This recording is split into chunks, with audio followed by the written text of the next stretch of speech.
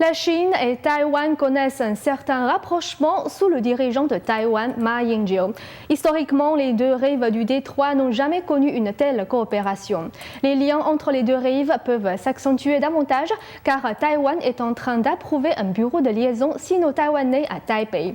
Certains doutent de la validité et du futur de ce projet.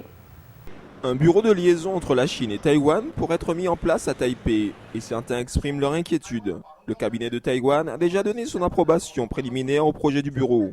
D'après le chef du bureau des affaires continentales, Wang Yushi, le bureau serait fonctionnel d'ici la fin de l'année prochaine. Les partisans pour le consulat comme bureau affirment qu'il contribuera à améliorer les liens entre les deux rives, bien que selon certains, l'institutionnalisation du rapprochement entre les deux rives produira des résultats fructueux. D'autres législateurs taïwanais craignent un plus grand accès aux espions venant de la Chine. Il s'agit d'une entente de favoritisme unilatéral. Seule la Chine continentale pourra bénéficier des avantages dans le cadre de traitements préférentiels. C'est pourquoi nous sommes contre la signature de l'accord.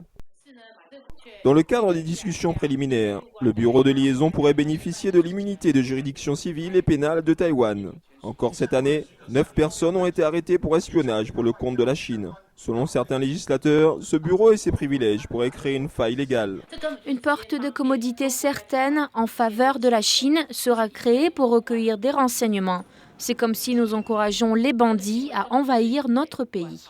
D'autres opposants affirment que le bureau n'aura aucun objectif diplomatique réel et pourrait même être utilisé pour s'ingérer dans les affaires intérieures de Taïwan. On s'attend à ce que la Chine offre à Taïwan une institution similaire à Pékin. Depuis une guerre civile entre le Parti communiste et le Parti nationaliste de Kuomintang en 1949, la Chine considère Taïwan comme une province sécessionniste.